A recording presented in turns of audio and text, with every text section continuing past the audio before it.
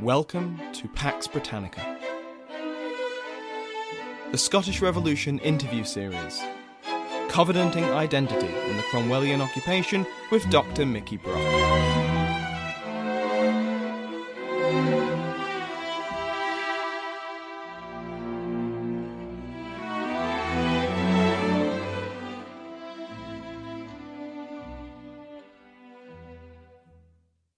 Welcome to the Pax Britannica Scottish Revolution interview series. I'm your host, Samuel Hume. In this episode, I'm delighted to speak with Dr. Mikki Brock, Associate Professor of History at Washington and Lee University. Dr. Brock specialises in religious beliefs, demonology, and witchcraft in early modern Scotland. One of her recently published articles is Keeping the Covenant in Cromwellian Scotland, and can be found in the Scottish Historical Review. Dr. Brock is also working on an edited collection on the history of the devil, as well as a monograph on Eyre during the tenure of Minister William Adair. She is also a co-director of the Mapping the Scottish Reformation project. More details can be found in the show notes, as well as on the website, paxbritannica.info. Dr. Mikki Brock, thank you so much for joining me today. Thank you for having me. So, a lot of your recent work has focused specifically on the region of Scotland of Eyre, and you make the case that it's an incredibly strong covenanting heartland. I'm curious if you have any reasons why this is. Yeah, so the first thing that I'll say for any listeners who might not know where Eyre is a port town and royal borough that is on the southwestern coast of Scotland. It's not too far from Glasgow, just to the southwest. And I always feel the need to specify exactly where Eyre is, because when I tell Americans that I'm writing a book on Eyre, studying Eyre, they think, well, gosh, that's a big topic. It's all around us. But no, I am talking about the Scottish port city and royal borough. And it is in the southwestern part of Scotland, as I say, and that is usually considered this sort of heartland of covenanting radicalism. And Eyre is often cited as the town that exemplifies covenanting zeal, covenanting commitment, even after the sort of heyday of covenanting in Scotland has come to pass. There are a couple of reasons for this. I think the community in Eyre has sort of a longer history of radicalism. The community was often engaged in seeking the ire or the anger of various monarchs and rejecting religious policy that monarchs were proposing, various monarchs of Scotland in rebelling against whomever was the sort of central power. So there is this history of radicalism there. And in fact, even well before the period that I study in the mid-17th century, they had a series of fairly radical ministers who are very famous in the sort of Scottish clerical canon, people like John Welsh, who was the son-in-law of John Knox. So it has this older history of radicalism. And I think the reason it really becomes such a covenanting stronghold is because it kind of has the right ministers at the right time. I think one of the arguments that I would make, and that I think is perhaps understated or understudied, is that, these clergymen have a tremendous amount of influence on how a given community understands the covenants, understand their own religious commitment, and indeed understands the place of their community within Scotland across the board. And the minister at the time when the covenant is administered in April of 1638, the head minister, the first minister, is a guy called John Ferguson, who himself had actually been in some earlier debates about various aspects of practices that some Scottish Presbyterians found to be too popish.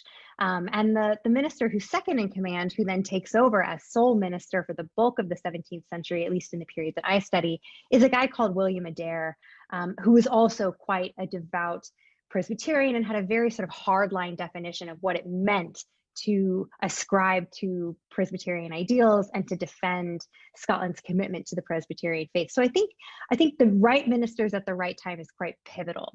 I think also one of the reasons why Eyre ends up being a covenanting stronghold and why Eyre is able to be quite radical, even at periods when the rest of Scotland is either moving away from a hardline covenanting identity, or a lot of Scotland didn't even ever fully commit to hardline covenanting identity, is because Eyre is so close to Ireland. And the upshot of that is that during periods of intensity or prosecution, or the need basically to just have an escape valve, there's a lot of travel to the northern parts of Ireland that gives some cover, some space for any of these more radical ministers within the Southwest. Also, Ireland becomes a testing ground for some of their radical ideas. You have when William Adair, for example, administering the Solemn League and Covenant in Ireland in the mid 1640s. So he's able in some ways to beef up his radical chops abroad.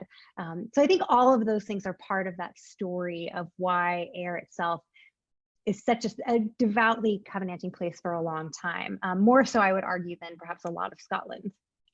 So was it because of this strong tendency towards radicalism and the Covenanters that made you want to study Ayr, or were there more practical reasons like availability of sources or anything along those lines? So that's a great question. So I got interested in Ayr. I mean, why is any American interested in some random Scottish city, that's not Edinburgh? Or St. Andrews, which is where usually Americans are interested in. And I mean, the real reason is actually the source material. So I was working on what I thought was going to be my second book project about sermon going in early modern Scotland. And I was looking through some of the Kirk session records for evidence of sermon going practices and what it meant for ordinary Scots to go to Kirk regularly and hear these sermons. And in just looking through various Kirk sessions and knowing that Ayr had very good records, I came across what I think is a fascinating episode in Scotland's history, and one that's not as well known as it might be. And that was the story of the plague coming to Ayr in 1647. The plague had been ravaging, parts of the west coast of Scotland for a couple of years there in the 1640s, but it came to Ayr in the autumn of 1647. And the minister, William Adair, who I mentioned, was able to convince the congregation to have this mass confession of their sins in order to remove the wrath of God as they saw it. And so I read this case in the Kirk session records and just thought, gosh, this is really interesting. I've never seen quite this corporate communal reaction to something like plague in the course of 17th century Britain. So let me dig a bit deeper. And as I did, I started to think about the way covenanting and the sense of communal responsibility that was engendered by the covenant was part of that community's response to something like plague. So it was that one case, that little story that to me was so interesting that was like, I should just write a book on this place. So it really got me diving deep. And recently you put out an article on Ayr. I'm curious, can you place that within the historiography at the moment?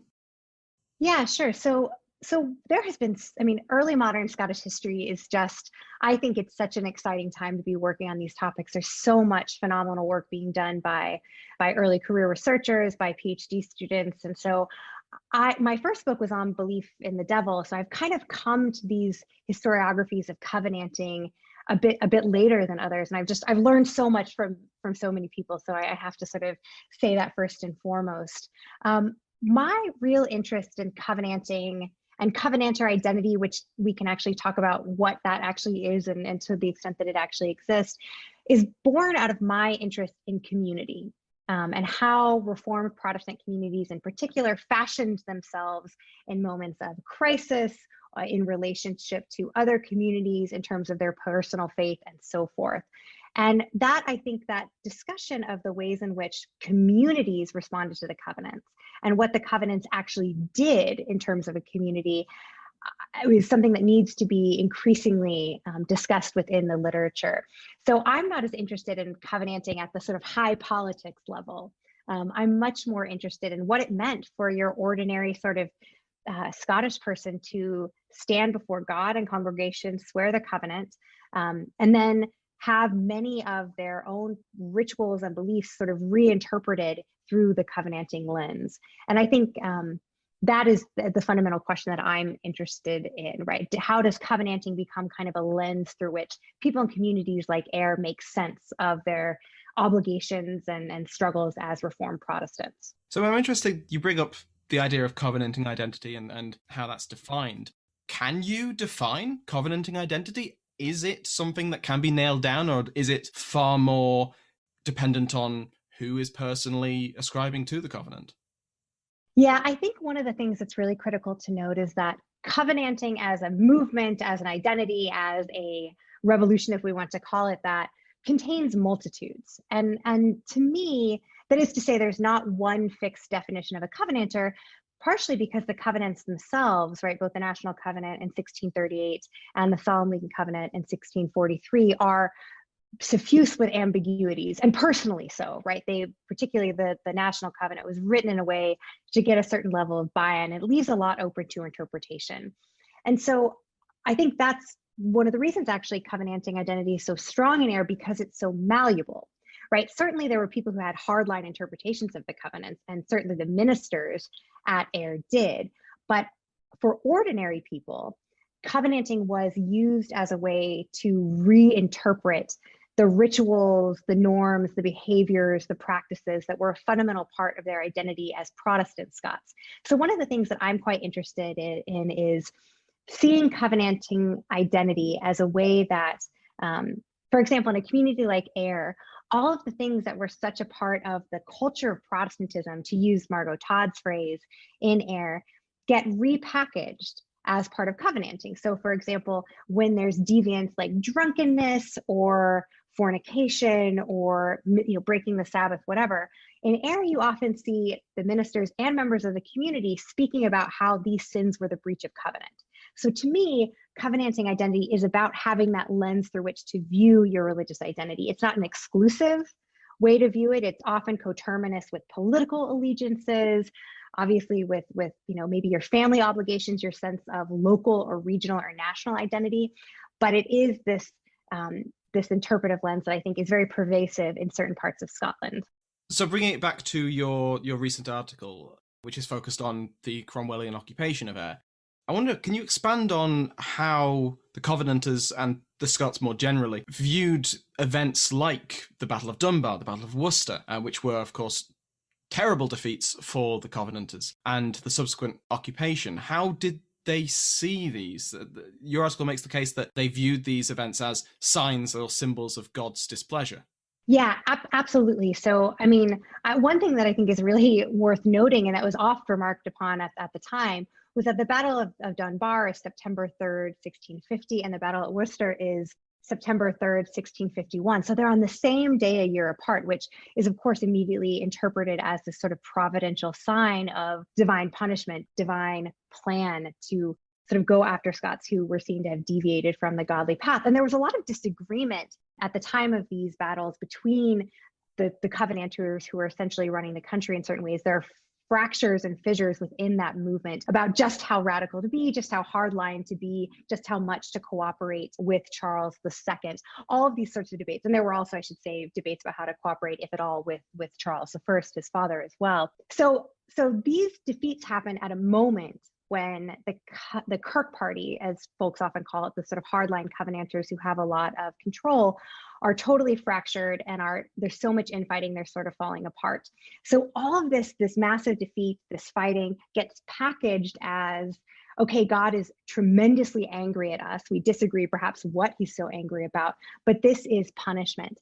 And really from 1651 on, when Cromwell marches into Scotland and by the early part of 1652 occupies the bulk of the country, this is psychologically crushing, not only because Covenanters of all stripes begin to wonder to what extent they themselves and their communities have deviated from the godly path, but moreover, Scotland was not a country that was especially used to being conquered, right? I mean, this is in fact one of the sort of rhetorical tropes that you often hear about Scotland, that it's sort of this unconquered place, right? The Romans didn't do it, and so forth, the Wars of Independence, all of that. And I do think that weighed heavy on the minds of Covenanters and ordinary people from across the social spectrum, that they were essentially a country under occupation for a decade. So this is, of course, a time where everything is seen through this providential lens. And it's very clear that there is almost this apocalyptic vision of what had happened after Dunbar and Worcester and the occupation itself. So early on, the Covenanter armies had amazing success against particularly the royalist forces in the south.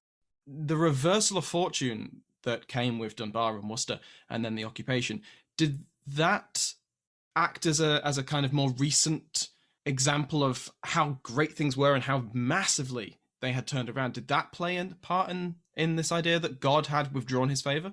Yes, I think that's certainly the case. And, as part of that, I think also the fact there had been so many debates at the end of the 1640s about how the army ought to conduct its business with relation to either Charles I, and then after his beheading, with his son, or with the new model army and the English forces, the parliamentary forces in England. There were tons of debates about the extent to which those relationships ought to be developed and how much cooperation could be trusted and who actually was appropriate to be part of the covenanting movement. There was various attempts, for example, to purge those people from the army who had initially wanted to support or engage with Charles I too much. So there's constantly these sort of purity tests that are happening within the covenanting army. And that really weakens the Covenanters, the more radical Covenanters across the board. And they certainly see that disunity itself, right, as a potential sign of God removing his favor, or even a sign of the devil's influence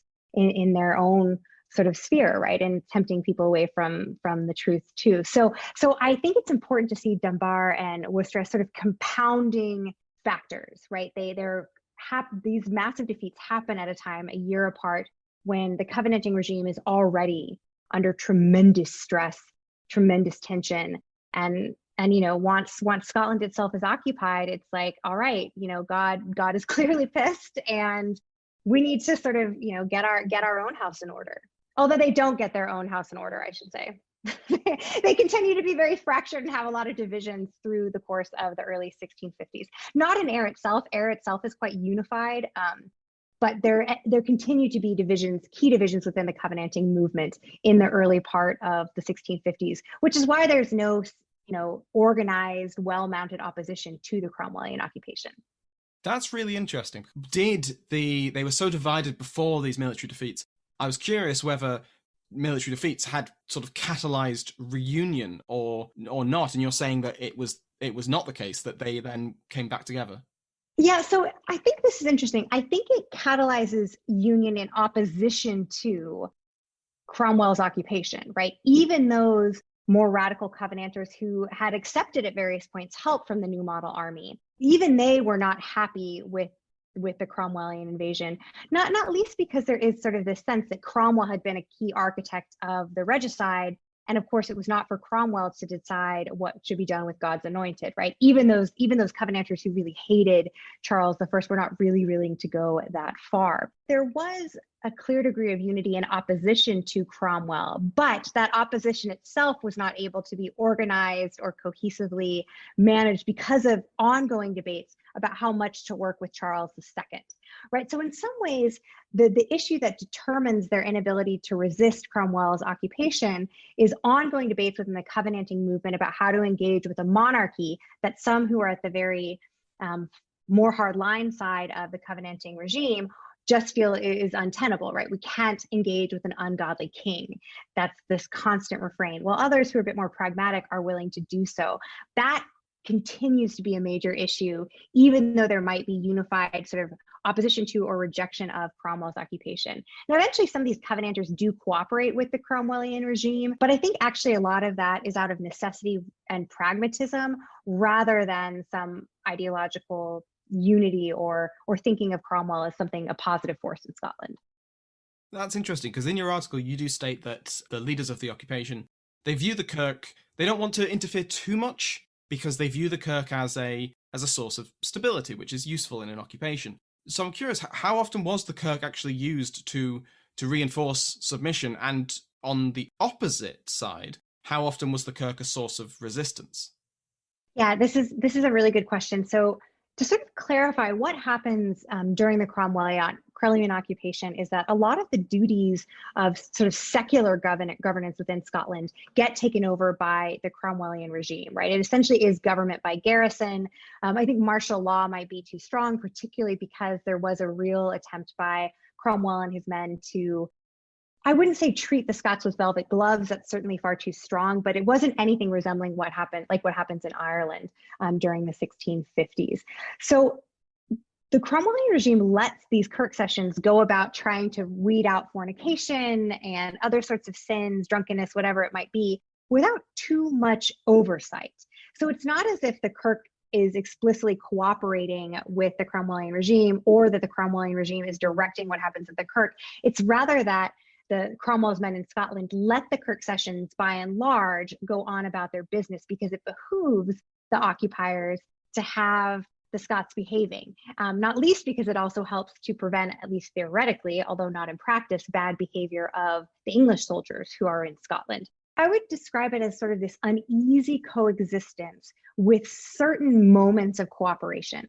So sometimes, for example, you get ministers in Ayr, Minister Adair, I should say in particular, reaching out to someone who is a soldier or who is at the head of the garrison that's at Ayr and saying, hey, we know one of our people was, acting around with one of your people, and we need to sort of get this sorted out. Or one of our women is pregnant by one of your soldiers. Is he a married man? How do we prosecute this case? So sometimes there is collaboration in that sense. And sometimes Scots are punished by the court martial themselves. They get in trouble by carousing with the soldier and are sometimes hauled off to the bodies of discipline within Cromwell's army. But in general, I would argue that these two forces, the Kirk session and then the sort of occupying army, operate in tandem, in sort of parallel tracks, to try and keep certain sorts of discipline.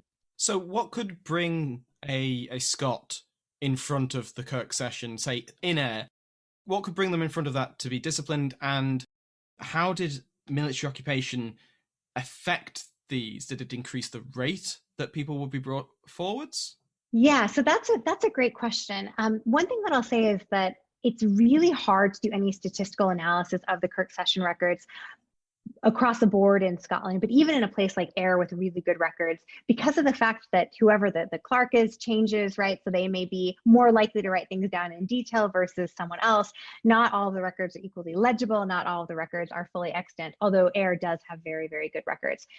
So I don't want to say definitively that there's a rise in crimes, because I don't think we have any sort of test case, right? No sort of constant that we can look at. However, I think it's clear that there is a greater impulse on the part of the Kirk session and Ayr to go and root out sin, to go and root out crime, because they're so anxious about divine wrath, which the occupation is clearly a manifestation of, and of keeping their community together amid all of these strangers living in their midst. So you have a lot of cases coming before the Kirk session, which is charged with the ecclesiastical moral discipline of the community in the 1650s, that involve the usual things, right? Drunkenness, Sabbath breaking, that sort of thing. But the interesting ingredient, the sort of special sauce, I guess, if you want to put it that way, it's a sort of cheeky Nando's sauce. I don't ever understand that reference, but anyway, the most interesting component is that a lot of these cases that come before the Kirk session involve local people in Ayr misbehaving alongside or with members of the army. So in particular, women in Ayr fornicating with English soldiers. And that becomes just a huge thorn in the side of the Kirk session. And they're really, really anxious about controlling this behavior. So I don't know if it's that cases of fornication themselves have just exploded, or that the Kirk session is really seeking them out to a greater degree. But regardless, they're appearing in the sessions records a lot. That is a really interesting point, that yes, if they're concerned that the moral failings of their community have brought disaster, they're going to start trying to clamp down on that at the same time that there's actually more potential for those same moral failings. So that must be very difficult to try and pass them. Yeah, so I mean, for me, methodologically, I'm not sure I find it useful to say that the Scots are having more sex than ever, during this period, because we can't definitively prove that, right? We only know what comes to the session records. But what I can say is that more cases are appearing before the session in the 1650s than did in the 1630s and 1640s, or in the 1660s or 1670s. I've read the cases of Ayr, the session records from Ayr from all of those decades. So they're a greater number, but I don't know if the greater number of cases is corollary to an unusual number of incidents or just this overzealous session. Although I will say they were always pretty zealous in Ayr, so there's probably an uptick, but I'm always hesitant to make those claims.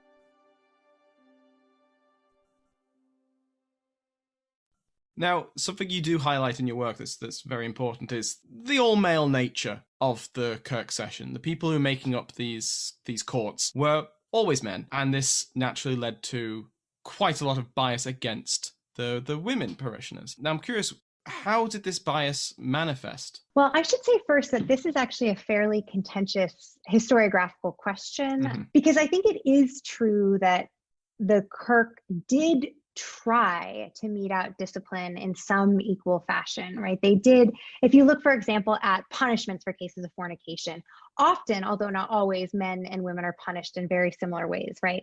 Public repentance being the most common thing. Women are more likely to be banished for repeated crimes, but in general, some of the punishments look similar. And so that has led some people to say that Scottish Kirk Session was operating as a gender blind institution. Now, my argument about that is because it's entirely run by men, the Kirk administrators are entirely male, that there's no way, I mean, just process-wise, there's no way it could be gender blind. That's a sheer impossibility. And I also think, too, it's quite apparent that in times of crisis, right, such as the occupation, there's greater anxiety about controlling and policing female behavior.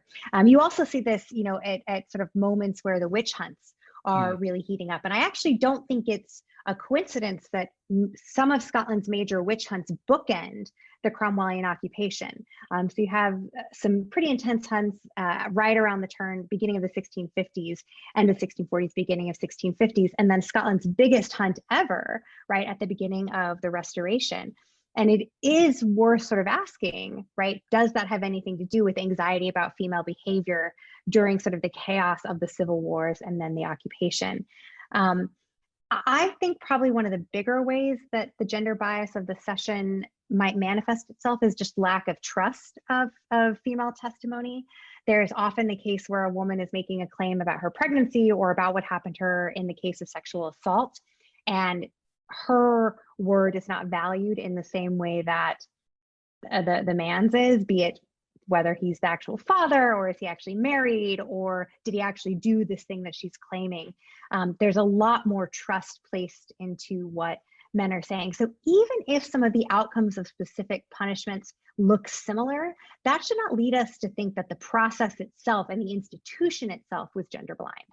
Now, you mentioned that it's very hard to have any data points with records like these. Is there a parity between punishments towards male or female parishioners? Is that something we can see in the records, or is that is something we can see in the records? And in Ayr in the 1650s, women are being called before the court at just much, much higher numbers than men. Now, some might say, well, that's just logistical, right? Because there are a bunch of strange men like roaming the streets of Ayr who are stationed at the Citadel there, Cromwell Citadel there.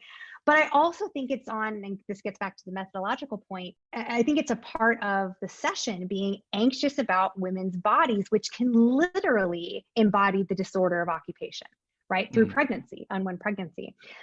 So there are a lot of other cases, Margot Todd has written about this some, where there does seem to be some parity in terms of how many fornicators are men, how many are women, what their punishments look like. But in this moment of crisis, my argument is certainly that the focus on women's bodies and women as potential vectors of disorder is really augmented. In a more practical question, how did the Kirk Sessions operate? What was the extent of their jurisdiction? Were they able to judge the occupying forces, the Cromwellian soldiers, because they also brought their own people in service? There were Scots in service to the soldiers. Could they be judged by a Kirk Session in Ayr? Did a Kirk Session have jurisdiction over another Kirk Session's parishioners? Yeah, this is a great question. And it's something that actually, so in general, the Cromwellian occupation and the relationship between the Cromwellian soldiers there and the ordinary Scots on the ground, that is, in my view, sort of wildly understudied. We've paid a lot of attention to the Civil Wars. We paid a lot of attention to the Restoration, and the 1650s just kind of hangs out there, even though it is, of course, absolutely pivotal in a whole host of ways for early modern Scotland. So I just say that to say, I think there's a lot more that we need to learn about the cooperation between Kirk Sessions and authorities from the Cromwellian army and the extent to which those jurisdictions might be overlapping. There has been some really good work done on this. Susan Gillander's PhD thesis, for example, talks a lot about the cooperation between Cromwell's forces and magistrates, town councils in the Scottish boroughs, but more needs to be done. So on a practical level, in general, I have not found any cases at all of the Kirk Session disciplining a Cromwellian soldier. Now, I have seen Cromwellian soldiers who want to marry a local heir woman, right? They are either get her pregnant, or they're caught in fornication, or they just like fall in love and don't get in trouble at all. And then at that point, the Cromwellian soldier, there are a couple of cases where they go to the Kirk session and they say, I'd like to marry this person. And the session says, great, we need you to lay down your arms. We need you to swear the covenant. We need you to become a full and operative member of this community. So in those cases, of course, then there is some degree of overlap. There also, as I mentioned before, is cooperation between leaders at the Cromwellian Citadel and leaders of the Kirk session in terms of rooting out problems that involve parties from both jurisdictions. But in general, the disciplinary issues of the soldiers that are there with Cromwell's army are dealt with by the English court-martial, in sometimes tremendously harsh ways. What is interesting is the cases that I found of Scottish women who might be caught near the citadel, canoodling with a soldier, getting hauled before the English court-martial. And there are actually a couple examples of Scottish women being thrown in the local Cromwellian jail in Ayr and having to stay there for a week or two or whatever. And I've not actually seen any instances of the Kirk session saying, hey, that's our girl. Like, no, we're in charge of that. Partially because what choice did they have, right? They are fundamentally an occupied people. And in some ways, keeping the peace was absolutely critical. I hope that answers your question. It absolutely does. Because I was going to ask how the new model army went about policing its own men, because these were, after all, they're meant to be the saints, the godly, but they're also men on campaign in occupation. Indeed. One would imagine that they make some mistakes.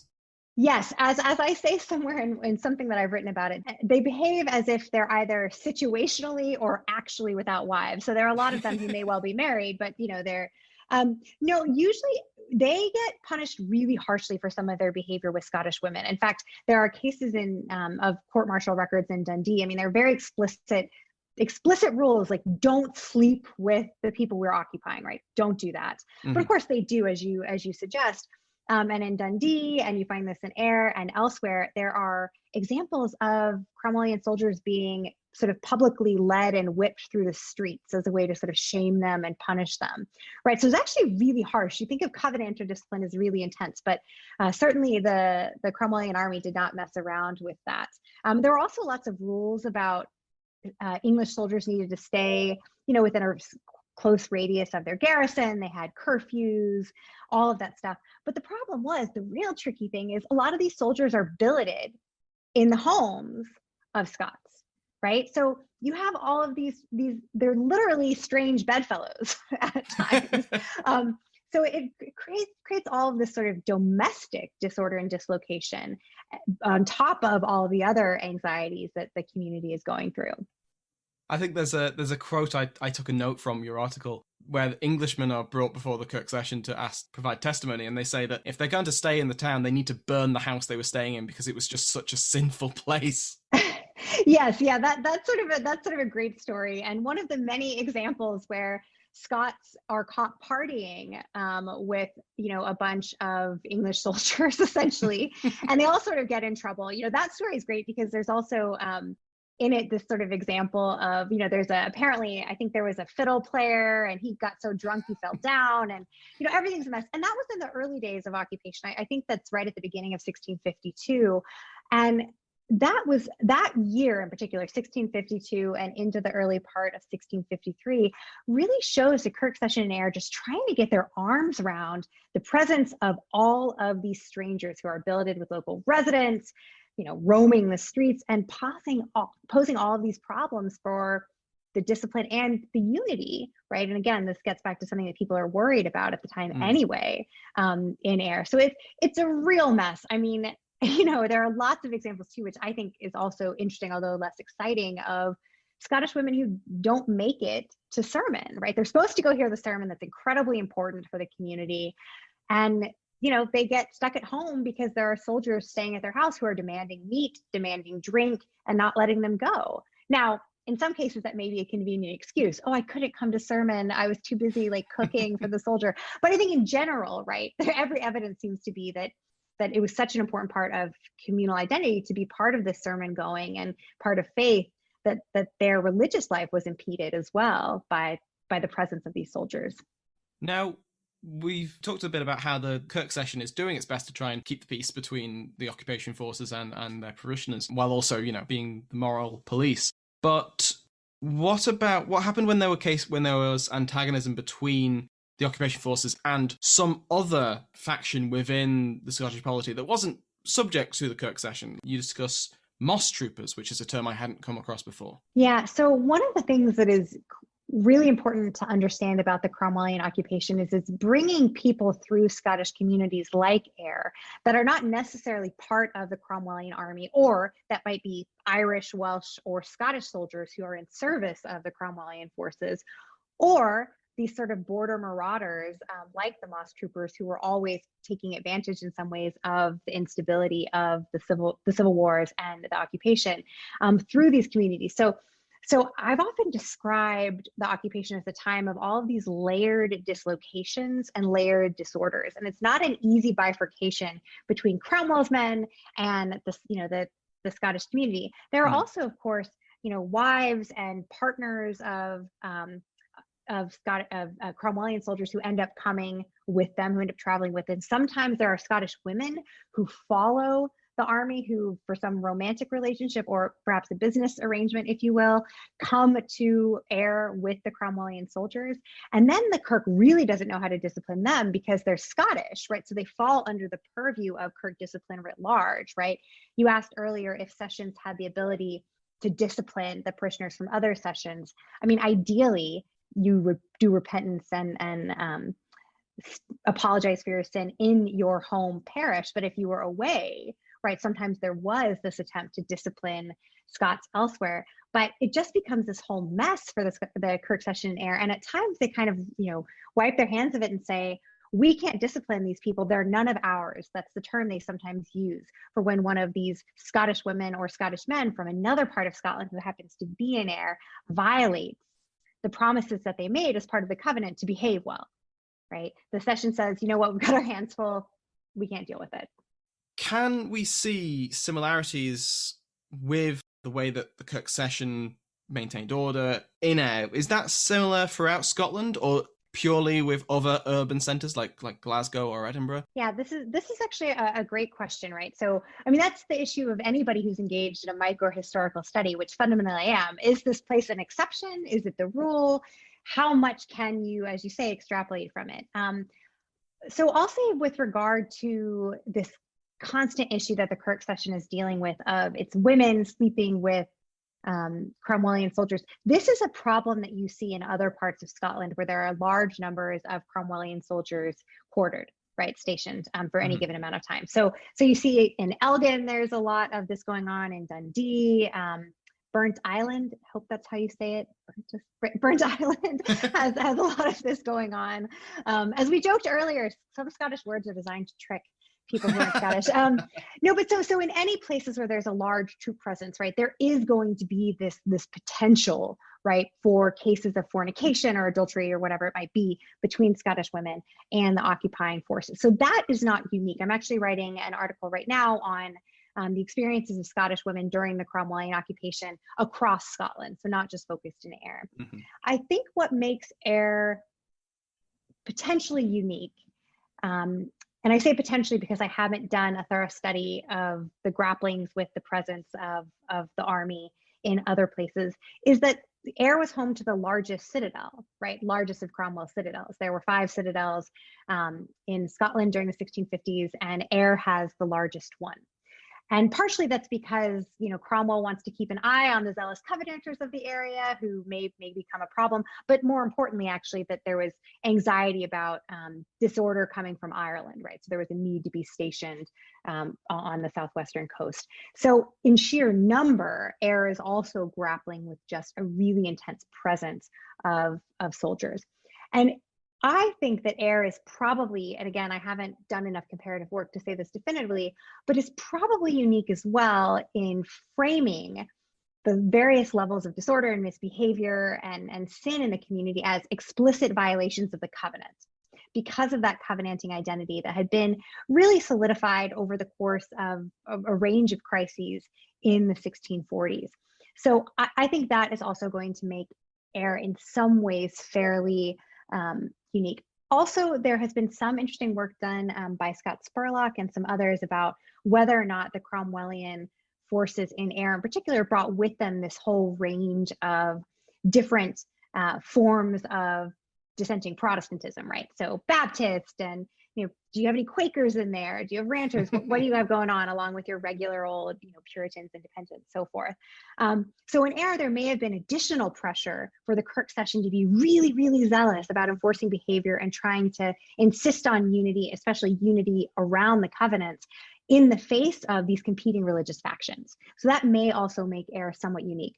So I would say the experiences of Scottish women you can largely extrapolate in other parts of Scotland, but because the Covenanting zeal was so intense at Ayr, the response by the session may have been augmented, not least because they had home to the largest citadel. What a fantastic answer. My second to last question, which is one I've asked everyone, is, do you think there was a Scottish Revolution? Do I think there was a Scottish Revolution? It's funny, before we had this call and I, was anticipating maybe this question would be asked, talking to my friends who study both the American and French Revolution and just how sort of prominent these sort of questions are. And I think it matters because the idea of revolution has been very prominent in historiography. Now, my answer, of course, is it depends on how you define revolution and for whom, right? Which is a very obvious thing to say. I mean, more seriously though, my answer is yes, I think there was, but it was very uneven. It wasn't consistent. I think the biggest thing that was revolutionary about the sort of Covenanting movement, about the events of the period from 1638 into the Cromwellian occupation, is that it did create, and this is Laura Stewart's sort of idea, but I agree with her, this sort of imagined national community that was reinforced just through the communal process of swearing the covenants. And in places like Ayr, going beyond swearing those covenants to constantly reminding the community of their membership in this covenant. And this imagined community, it was not just national, right? But I also think it helped to sort of cement certain aspects of regional communities and local parish communities. So I think you have potentially a revolution in terms of people's political participation, awareness of membership in this community. But as I say, it's really uneven and it's not consistent chronologically either. So in Ayr, yes, there was a Scottish Revolution. But is that something you can say was regionally consistent? I don't think that you necessarily can. But I think the covenants did something, and I think they mattered quite a lot in that way, particularly because of that sort of communal act of swearing, not once, but twice. I think that meant quite a lot.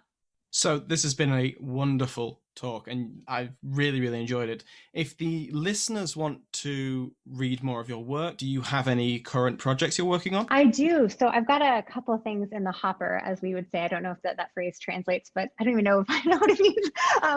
But yeah, so I have a couple of projects going on. I am co-director with Chris Langley of Mapping the Scottish Reformation, which is a database and a visualization tool to learn more about the careers of the Scottish clergy from the Reformation in 1560 to, here's that other phrase, revolution of 1689. A brilliant resource. Absolutely amazing. Thank you. Well, we're working on that. I'm currently writing a book on Ayr and on its minister, William Adair, and basically on Protestant self-fashioning amid these interlocking crises of the 17th century. So that book will be coming out with Manchester University Press. You heard it here. I haven't said that anywhere else. So the title of that will be Plagues of the Heart, Piety, Crisis, and Community in 17th Century Scotland. So I'm working on that book. It'll be a couple of years till that's out. And I'm also editing a collection with some colleagues on the history of the devil. So the Rutledge history of the devil in the Western tradition. I'm co-editing that as well. So I'm particularly interested in that history of the devil. I find the history of witchcraft particularly interesting, which is why I did an entire second podcast on it. So oh, fabulous. Well, there will be witches in the book. Ayr had some witches, so listen. Every good book has witches. Indeed. That's what I tell my students, every good class. Just throw it in there.